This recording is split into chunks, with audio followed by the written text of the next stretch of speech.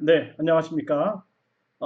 정인태 신지식인 TV의 정인태입니다. 네, 정인태의 베트남 사업 이야기 시작하도록 하겠습니다. 오늘은 이제 내가 아들에게 베트남 사업 말리는 이유에 대해서 얘기를 해볼 텐데요. 저도 이제 그 딸은 대학을 졸업을 했고요. 이제 아들은 대학생입니다. 근데 아들이 어느 날 베트남 사업에 이제 관심을 갖더라고요. 이제 제가 베트남에 자주 오고 가고 하니까 이제 자신도 베트남에 많이 왔죠. 많이 와서 뭐 어렸을 때부터 왔으니까 그래서 뭐 제가 한 아이가 한 6살 때부터 이렇게 베트남에 데리고 왔던 것 같아요. 데리고 와서 뭐 이렇게 여행도 하고 놀러 온 거죠. 놀러 온 거죠. 그런데 이제 고등학교를 졸업하고 졸업 기념으로 친구랑 같이 이제 온 거예요.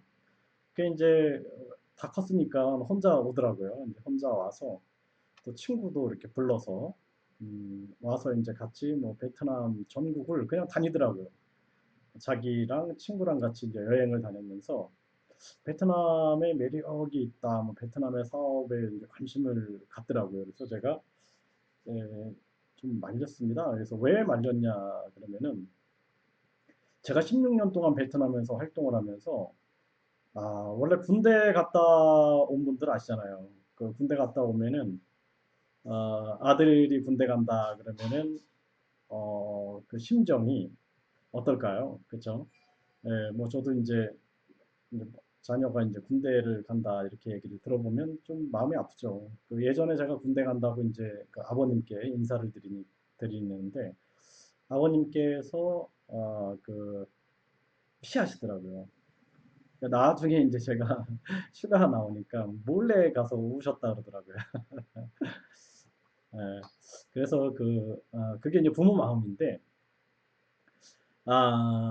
제가 베트남에서 사업을 해보니까, 일단은 제 자신이 베트남 언어를 모른다라는 것이 너무나 큰 약점이고요.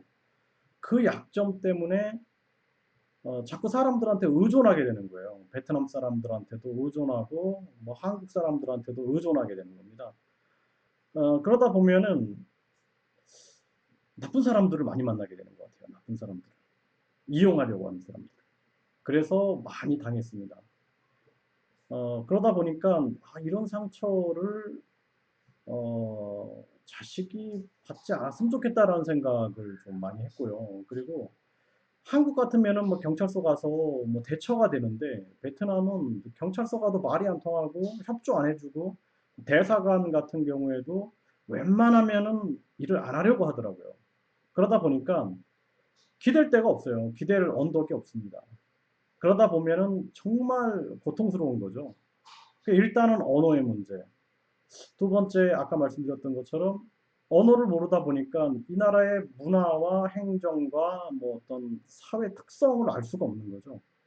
그러니까 이거는 뭐 예를 들어서 3살짜리가 사업하는 거하고 똑같은 거예요. 3살짜리가.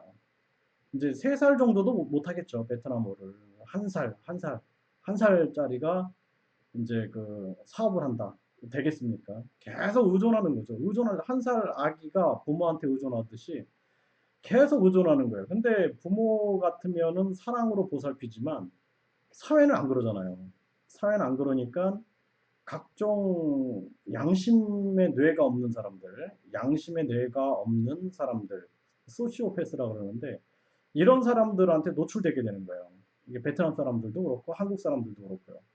그러다 보면은 한 방에 그냥 무너지는 거죠. 계속 무너지고 뭐 상처받고 한국 같으면은 이게 뭐 뒷정리가 좀 뭐 쉽게 그래도 할 수 있죠. 근데 여기는 또 뒷정리도 쉽지 않아요. 그래서 뭐 사업자 등록을 폐업을 한다든지 뭐 각종 뒷처리가 쉽지가 않습니다. 그러다 보니까 야, 이거 여기서 사업한다라는 게 굉장히 어려운 거구나. 그리고 코로나 사태로 보셨죠? 코로나 사태로 보니까 이 어떤 그 전 사회 격리가 시작이 되더라고요. 전 사회 격리. 깜짝 놀랐거든요. 와, 이게 사회주의구나. 그리고 어, 이 베트남은 사업자 등록을 하면은요, 이걸 경찰서 가서 합니다. 웃기죠, 그쵸? 한국 같으면은 뭐 사업자 등록한다 그러면 뭐 세무서에 가서 한다든지, 그 다음에 뭐 또 뭔가 사업 허가를 받는다, 뭐 그러면 각종 부서가 있잖아요, 부서가. 근데 베트남은 다 경찰이 관리해요, 경찰이.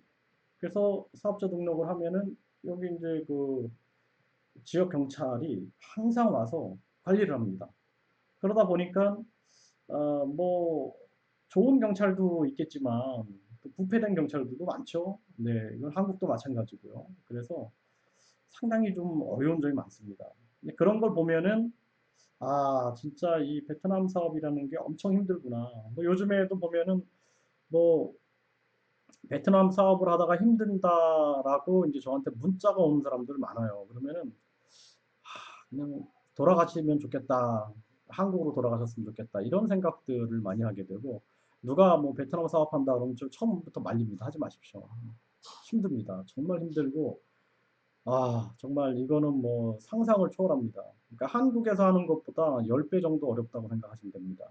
그래서 그래도 해야 한다라면은 1년 동안 아무것도 하지 마시고 여행만 하시고 베트남에 와서 사람들이 어떤지 경험해 보시고 그리고 물가 체감하시고 그러면서 시간을 보낸 다음에 나중에 1년 후에 생각하십시오. 이런 말씀을 드립니다.